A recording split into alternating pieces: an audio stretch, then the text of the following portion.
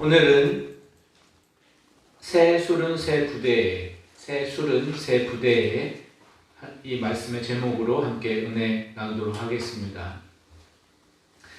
새 술은 새 부대에, 이런 말은 성경을 알거나 또 성경을 모르는 사람들도 널리 쓰는 말이기도 합니다. 또 우리의 일상 속에서 술은 빠지지 않고 등장하는 것 같습니다. 추석 명절 잘 지내셨는데 술 많이 드셨나요? 음식의 맛을 낼 때도 술이 쓰이지 않습니까? 그만큼 이 술이라는 것은 익숙하고 친숙한 것이 당연한 것 같습니다. 편의점에만 가도 물보다 온갖 세상의 술이 이쁘게 진열이 되어 있어요. 그만큼 이 술 이야기를 하면 슬슬 이야기가 되는 거예요. 술 이야기하면 슬슬 이야기가 되는 것입니다. 그 술 이야기가 오늘 말씀에 나오고 있습니다. 오늘 말씀에 새 술은 새 부대에 담아야 한다, 이런 말씀을 하고 계시는데, 예수님께서 하신 말씀인데, 이 말씀을 통하여 오늘 나에게 주시는 주님의 음성을 듣고자 합니다. 그 전에 오늘 말씀의 배경은 이렇습니다. 예수님께서 사역을 시작하시기 전에 예수님께 세례를 베풀었던 그 복음의 선구자가 있어요. 예수님보다 먼저 일하셨던 예수님의 선구자가 누구일까요? 네 글자인데 할렐루야. 세례 요한입니다. 세례 요한이 그 예수님의 선구자 역할을 했어요. 또 두 분이 친척지간이거든요. 예수님께 세례를 베풀고, 그리고 예수님께서 성령의 비둘기와 같은 그 성령의 충만함을 받으시고, 그 이후로 예수님께서 사역을 시작하는 그런 은혜를 말씀을 통하여 우리는 기억해 볼 수 있습니다. 그러면서 그 세례 요한에게도 제자가 있었거든요. 하나의 그림을 보시면 예수님과 세례 요한의 그림인데, 어느 쪽이 세례 요한 같으세요? 여러분이 보시기에는 오른쪽이 맞습니다. 이 그림은 바루크 화가로 유명한 바르톨로메 에스테반 무리오라는 화가의 작품입니다. 예수님을 가르치는 세례 요한이라는 제목을 가지고 있는 그림인데, 세례 요한이 예수님에게 세례를 베풀고 그를 가리키는 그런 그림이라고 볼 수 있어요. 저도 유심히 봤는데 얼굴이 똑같아요? 안 똑같아요? 거의 얼굴이 같은 얼굴 같아요. 네. 다르다고 하면 예수님이 조금 더 키가 큰 그런 모습일 수도 있는데, 이렇듯 세례 요한과 예수님은 그 뗄래야 뗄 수 없는 그런 밀접한 관계입니다. 그런데 여기서 우리가 생각해 볼 것은, 예수님에게도 예수님을 따르는 제자가 있었고요, 세례 요한도 세례 요한을 따르던 제자가 있었어요.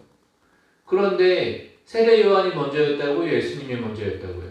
세례 요한이 먼저였으니 세례 요한의 제자들이 예수님이 하는 모습을 보고 못마땅한 것이었어요. 그래서 오늘 말씀을 읽어보면 14절에 그때의 누구의 제자들이? 요한의 제자들이 이렇게 기록하고 있습니다. 예수님이 하는 말과 행동이 못마땅하니까 요한의 제자들이 예수님에게 이야기를 하고 질문을 하는 것이죠. 세례 요한의 제자들과 예수님이 많이 부딪히고, 또 그것으로 인하여 언쟁하는 일이 벌어졌던 것이에요. 이런 이야기입니다. 하루는 세례 요한의 제자들이 예수님에게 찾아왔어요. 요한의 제자들은 그 당시에도 금식하고 기도하는 것을 밥 먹듯이 했던 그런 금욕적인 생활을 하는 사람들이었어요. 그리고 세례 요한은 메뚜기와 석청을 먹으면서 굉장히 금욕적인 생활을 했습니다. 석청은 뭔가요? 석청이 꿀이거든요. 메뚜기와 꿀. 우리 교회 앞에도 양봉을 많이 하는데 오늘 주호가 제가 뭐 좀 부탁을 했는데 가다가 벌에 물려갖고 아침에 울고 막 그랬어요.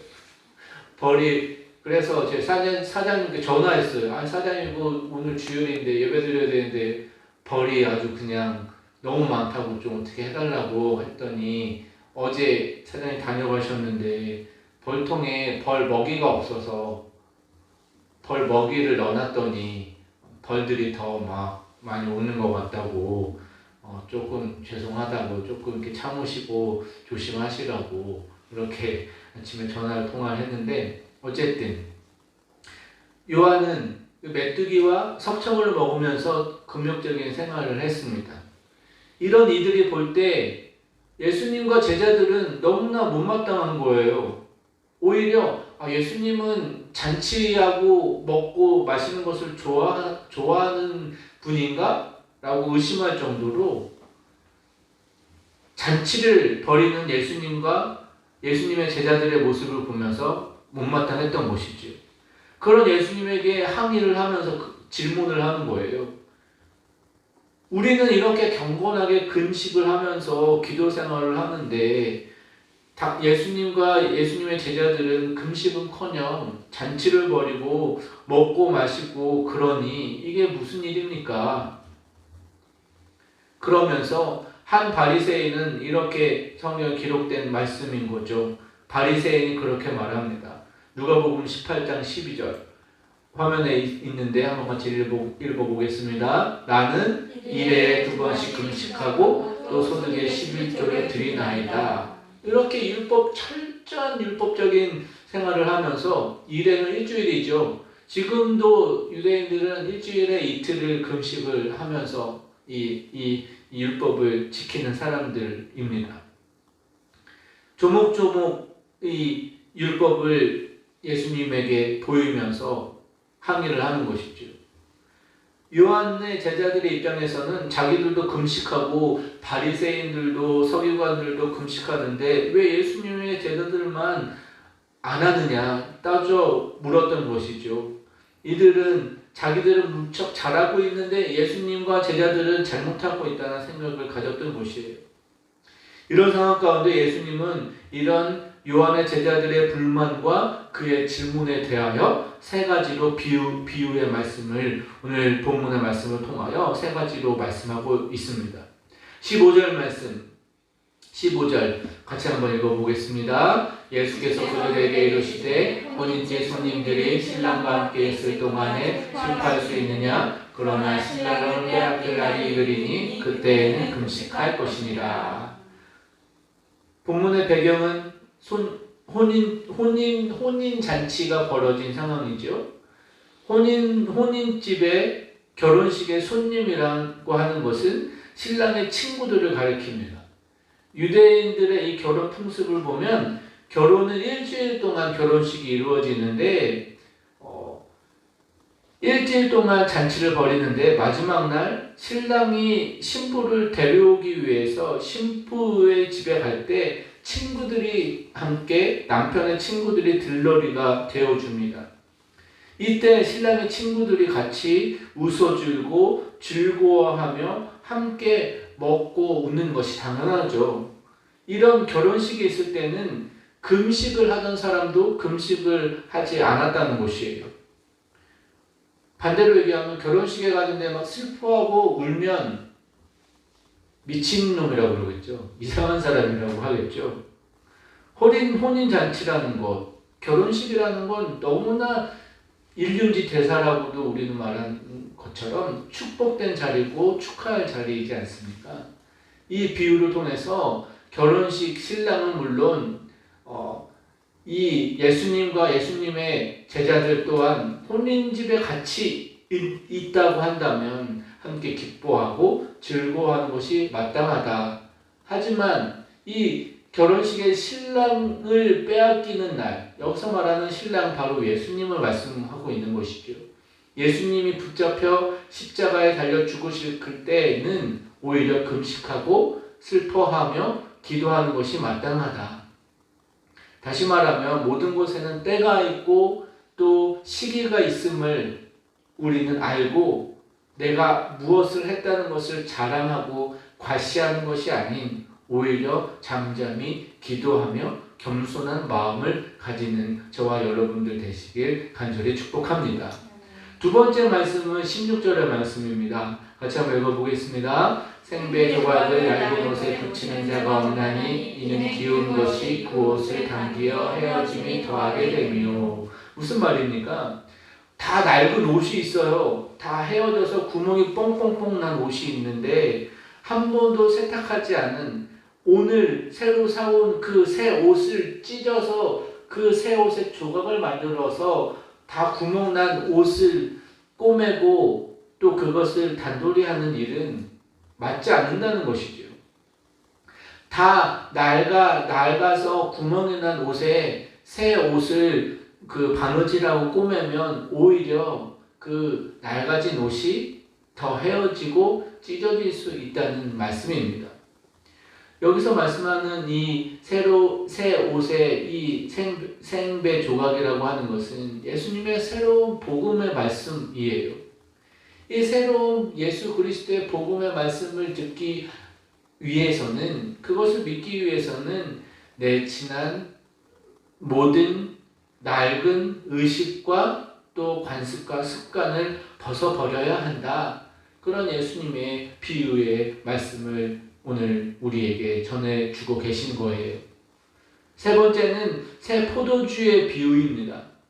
17절 말씀 같이 한번 읽어보겠습니다. 새 포도주를 낡은 가죽 부대에 넣지 아니하나니 그렇게 하면 부대가 터져 포도주도 쏟아지고 부대도 버리게 되리라. 새 포도주는 새 부대에 넣어야 둘이 다 보존되느니라. 아멘.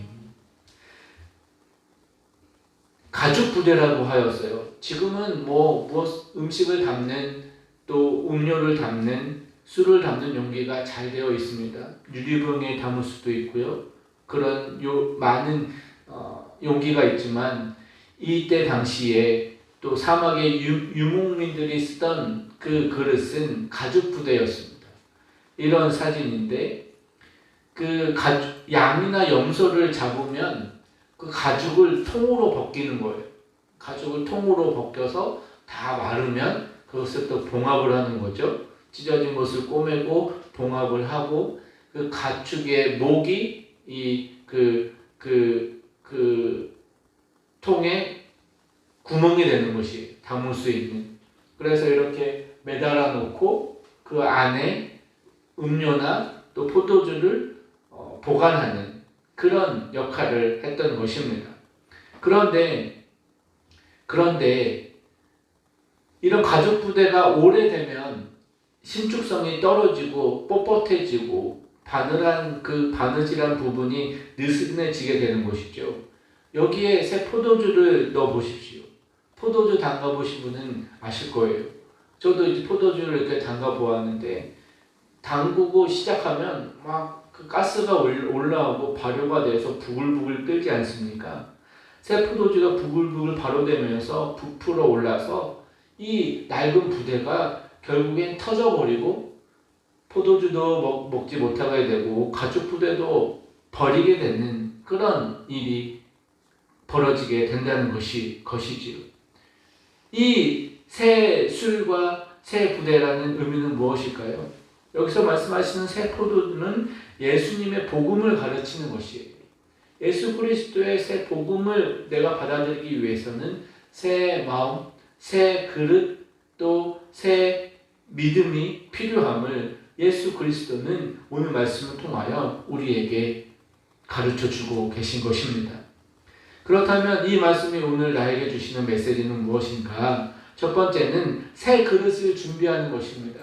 같이 한번 하겠습니다. 새 그릇을 준비하라. 새 그릇을 준비하라. 여러분, 아무리 좋은 음식을 요리하였다고 해도 마지막은 무엇입니까? 요리의 마지막은 플레이팅이죠. 좋은 그릇에 내가 만든 요리를 잘 담을 때 그 음식이 더 맛깔스럽고 먹기 좋은 것이에요. 그 음식 내용물도 중요한 것이지만 그릇 또한 중요한 것입니다. 새 포도주를 새 부대에 담으라는 것은 그와 같은 뜻이에요. 그래야 멋도 있고 맛도 있는 것이지요. 여기서 말씀하시는 낡은 부대는 영적으로 생각하면 내 예수 그리스도를 믿지 않던 생활 습관 그런 것들입니다. 예수님을 믿는다면서도 아직도 예전의 사고와 행동과 관습을 버리지 않는 그런 사람들은 새 포도주를 낡은 가죽 부대에 넣는 것과 마찬가지지요. 우리는 지금 피할 수 없는 코로나 시대를 살아가고 있습니다. 그래서 예전에 했던 식으로는 이제 살아가기가 힘든 때입니다. 그렇다면 오늘 말씀과 같이 나의 사고방식을 바꿔야 하죠.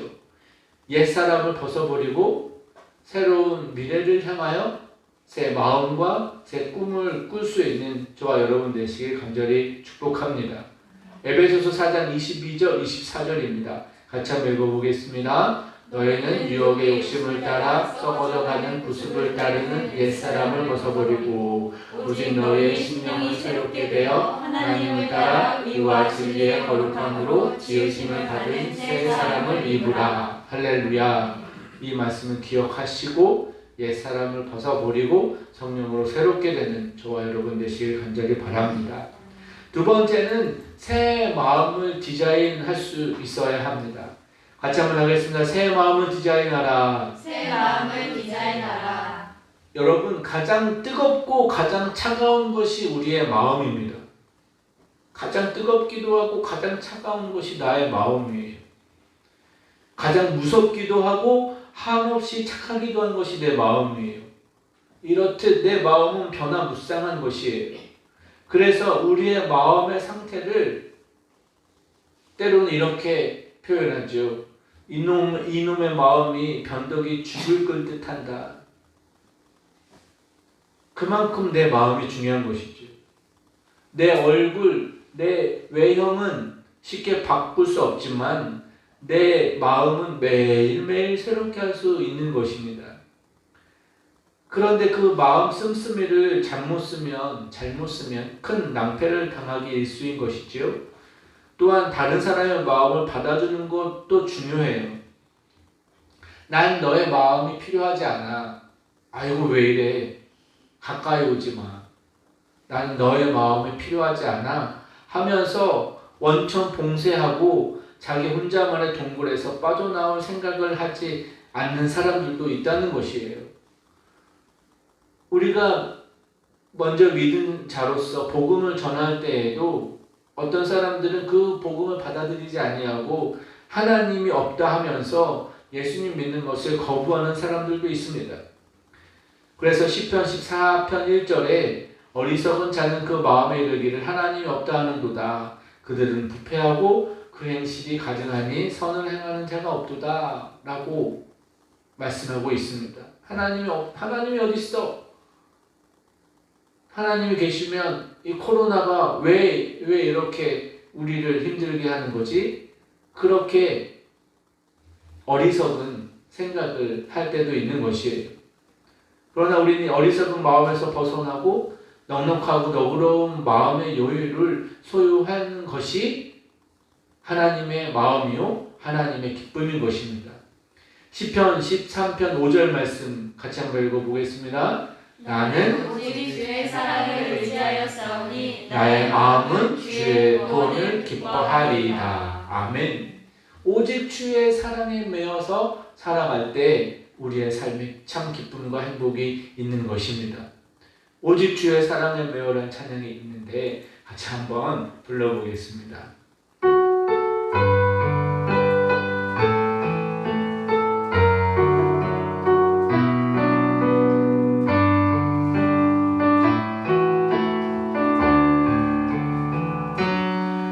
오직 주의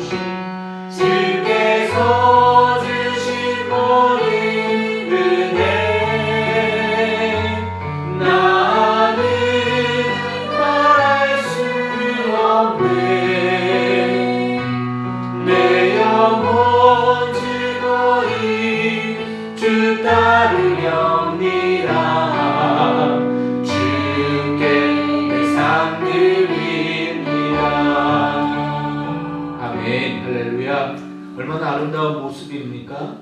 오직 주의 사랑에 매여 있는 우리들. 우리 지난 한 주간 추석 명절을 보냈습니다. 우리는 더욱 그리스도의 사랑으로 하나가 되어 이 어려운 시기를 극복하고 이겨낼 수 있는 저와 여러분 되시길 간절히 축복합니다. 추석을 보내면서 또 은혜가 된 것이 이 원평교회 또 기억하면서 오셔서 기도하시고 함께 은혜를 나누었던 시간도 있는데 코로나19를 맞이하면서 교회들마다 현장 예배를 드리지 못하니 온라인 예배를 드리고 그렇게 하지 않습니까? 저희도 하게 되었는데 저희 교회를 돕고 섬기는 분들이 궁금해서 찾아보시는 거예요. 찾아보시고 우리 교회도 온라인 예배를 드리는 것을 또 아셔서 유튜브로 같이 예배 드리시고 또 이렇게 소식을 전해주시고 또 많은 은혜를 받고 있다. 그렇게 소식을 전해 주셨습니다. 그렇듯 나는 혼자가 아니며 내가 힘들고 어려울 때 누군가 나를 위해서 기도하고 있음을 기억하며 나의 삶 가운데 최선을 다하여 그 누구도 보지 않으실 때 하나님은 나를 보고 계신다. 그 믿음으로 함께 더하여 승리할 수 있는 저와 여러분 되시길 간절히 축복합니다. 마지막 세 번째입니다. 새 변화의 주역이 되는 여러분 되시길 바라요. 새 변화의 주역이 되는 것입니다. 우리의 시대는 너무나 빠른 속도로 변화하고 있습니다. 핸드폰도 보면 스마트폰도 이제 접는 스마트폰이 생겼잖아요. 이제 둘둘 많은 스마트폰이 생겨서 이제 팔뚝에 끼고 다닌다는 거예요. 이렇게 말아갖고 주머니에 넣고 다니는 시대가 되었습니다. 이렇듯 세상의 모든 문물은 급속도로 빠르게 변화하고 있어요. 그러나 나의 현실은 어떻습니까? 나의 마음의 상태는 어떻습니까? 이 빠른 시대의 변화에 우리는 발맞추어서 더욱더 기도함으로 깨어있는 우리가 되어야 할 것입니다. 나의 현실은 나보다 낮은 곳을 보며 나의 이상은 나보다 높은 곳을 보아라. 그런 말이 있어요. 나의 현실은 낮은 곳을 보고 그들을 돕고 섬기며 또 나의 꿈과 이상은 높은 곳을 향하여 더욱더 꿈과 소망을 잃지 말아야 한다는 것이지요. 나의 지난 업적이나 또 내가 가지고 있는 상처나 모든 영광들을 우리는 뒤로 물리칠 필요가 있습니다. 그리고 우리는 앞으로 한 걸음 나아가야 해요. 술을 새로 만들면 새 부대에 넣는 것처럼 새 술을 만들면 새 부대로 새로 하여 술을 제대로 보관한다는 주님의 말씀과 같이 예를 들면 이것을 우리의 현실에 적용해 보면 한 나라의 대통령을 뽑는다 생각해 보세요. 한 나라의 대통령을 선출하면 그 내각 구성원들을 새로 구성하지 않습니까? 한 회사의 사장이 새로 부임하면 그 회사의 임원진들도 다시 선출하지 않습니까? 식당의 주인이 새로 바뀌어도 인테리어가 바뀌는 거예요. 우리도 새 집을 들어가면 인테리어, 도배, 장판 새로 싹 바꾸지 않습니까? 새 가구를 들이지 않습니까? 그런 것처럼 우리의 삶, 이제 2020년도 2달밖에 남지 않았어요. 3달이죠. 10월이니까 10월, 11월, 12월 3달밖에 남지 않았습니다. 코로나19가 2월 넘기면서 시작이 되어서 긴 마라톤을 하고 있습니다.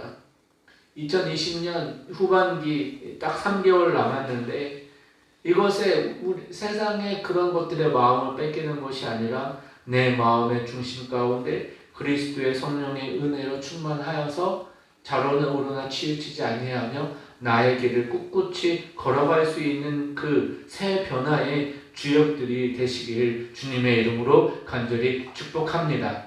한신대학교를 설립하신 김재준 박사님이 교회는 이렇게 개혁이 되어야 한다 말씀하셨어요. 개혁된 교회는 Reformed Church이지만 개혁하는 교회는 리포밍 처치가 되어야 한다.